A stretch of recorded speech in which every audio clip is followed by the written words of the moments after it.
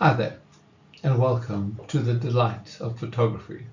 In this case, more particularly, the delight of smartphone photography. This is talk 3 in the particular section that we're doing about how to take even better smartphone photographs. If you've not joined us before, welcome, delighted to have you with us. It would be a really good idea if you've clicked on the subscribe bottom right button, which will give you a list of all the videos we've done so far, including the first 2 in the smartphone series. Those of you who've been with us for some time, thank you very much for continuing to join us, and I hope you're going to find this one interesting. And today, obviously, we're talking or continuing to talk about taking even better smartphone photos, something that obviously interests all of us. Now, if you think about it, Ernst Haas was a compatriot of Ansel Adams, and he said, there's only you and your camera. The limitations in your photography are in yourself, for what we see is what we are.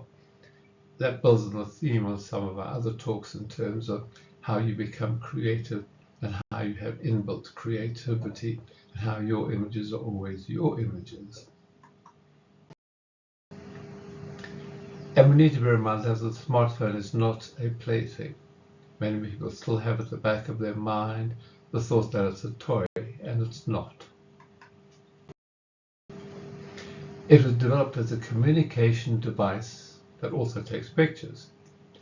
But as the way of the world goes,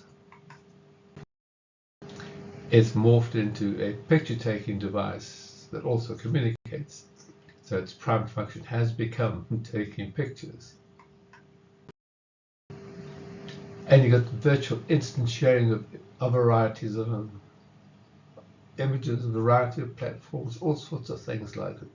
But remember, it can be overdone because too many people share too many images, and you will find that the recipients tend to get a bit tired. Also, modern cameras have got a large screen so that you can review and play back the images and videos, which is a big improvement on the original smartphones. It's a phenomenal invention and can prove to be an excellent addition to any keen photographer's equipment. The quality of the images can be exceptional. However, when we're using it, we need to bear in mind, always looks good, but sometimes in certain lighting conditions the screen is hard to see. This makes composition difficult, and manual settings can be almost impossible to see. You just have to bear that in mind and make sure that your camera is in some form of shadow sometimes if you try to make adjustments. For example, this is from a video I took of my grandkids playing on a playground. I couldn't see what I was doing, so I ended up doing a smart selfie recording. You can do that quite easily, so pay attention. There are miracles of miniaturization, and really what manufacturers have managed to squeeze into the bodies is just amazing. But this does have an effect on image quality. So lenses are tiny in comparison to compact and obviously DSLR cameras. Tiny, tiny little lens. And I mean that one doesn't have control or direct control over the aperture, which cuts out a whole range of creative opportunities when you're using smartphone cameras. Because what one likes to do normally is you would have the center of the image is in focus, background's out of focus, foreground is back out of focus. So the depth of field is tight and difficult to achieve if you can't change the aperture. But smartphone camera manufacturers are not asleep. So some cameras already have introduced manual aperture changes, and more camera manufacturers, I'm sure, are going to follow really soon, quickly, and they're very smart cameras. But also, you've got the advantage, and this will cover most of the cameras of smartphones of people watching this. You can use portrait mode. Portrait mode is designed for portraits, but it's wonderful because what it will do, it'll blur the background. And that means you can have an amazing creative feel when you're taking your images. So bear in mind, portrait mode is not just for portraits.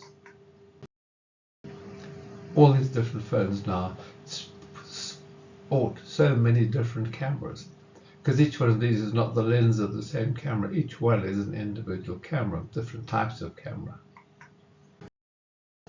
And on newer phones, you've even got, for example, wide angle mode. Think about using wide angle mode because it can take your picture from looking like this to looking like that. And you can do it on the fly, as it were. And you can play with different modes and see how it works. And just to be a bit careful of the digital zoom, because it's wonderful. You just go shh on the lens on the screen and it gets bigger and bigger and bigger. But you need to bear in mind that the camera software is just cropping the image and enlarges what is left so that you lose information. For example, if you have this particular photograph and you zoom in, what it will do, it'll chop and drop all the other and just focus on the center. And the center will start to look a little bit soft quite easily. So just bear in mind, try it with your camera, and if you're happy with the quality of the zooming you get, fantastic. If you're not, just be careful, because sometimes it's better to do the zoom on your computer at home where you have more control. Just make sure you're happy with the quality of your zooms. And remember, you can walk around. It's okay to move around. You don't just have to use zoom all the time, because by walking and your legs still work mainly, you can position yourself perfectly. And also, it's a very small sensor, tiny sensor. If you have a look at this, the bottom right-hand sensor is the smartphone sensor, basically. Very, very small. So it handicaps or can handicap the smartphone in low light situations. But again, new developments are improving on this. But you can have a look at this and you can see there's a lot of noise. Lots of noise because you try to improve it. That can be the case. But many new cameras now can handle low light amazingly well. Amazingly well. We'll come in our next talk, we'll talk about using the instruction manual to find out what your camera can actually do. But the fact that it's very small, the way physics works, it gives you wonderful depth of field, which means your photograph can be in focus from the in front to the distance, which is very useful. Amazing depth of field. And one needs to remember that when one's using the smartphone camera, that you are getting this depth of field. But it also limits the amount of data, which means if you're big on post-processing, maybe you've got some problems because there's not as much data as there would be if you're using a much larger sensor. But to bear in mind, it can affect, or many people are concerned that it might affect the color enlargements you can do. But I do A3 plus prints from my smartphone pics. And I use physical copies of these when I'm giving my talk in person, as it were. And you can see it works perfectly. And A3 plus is really as big as most people would like to print.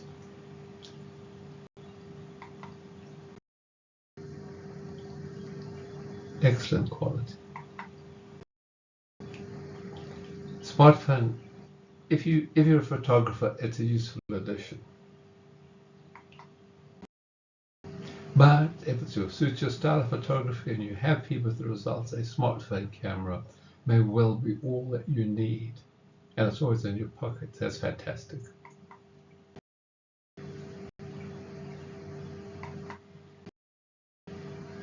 Beautiful pictures you can take.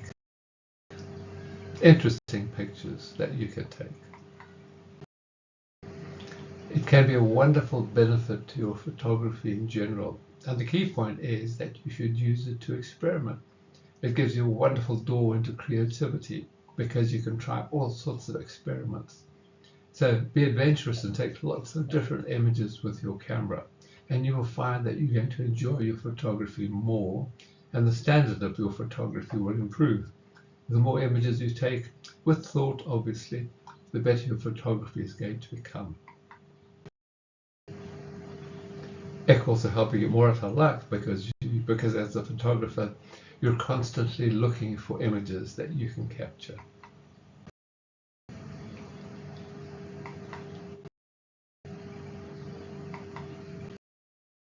Different images, ones that you see that just interest you. So you take the image and you can play around the software. But wherever you are, you can take beautiful images.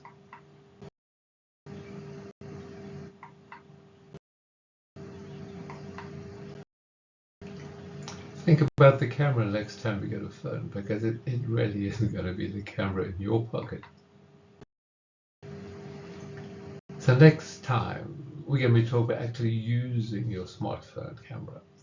Ideas of how you can get the most out of that particular smartphone. Capturing your images is really what the next section is termed. That's why it's a really good idea to click on the subscribe button, because then you get details of when I upload. It will be a week from now. That is the plan. And thank you for joining me. I hope you're really enjoying your smartphone, and I hope from watching this series of talks it will improve your smartphone photography. And because next week we're going to talk about how you actually take some of the images and little thoughts that you can use to really improve your photographs. I keep enjoying your photographs, and thank you for joining me.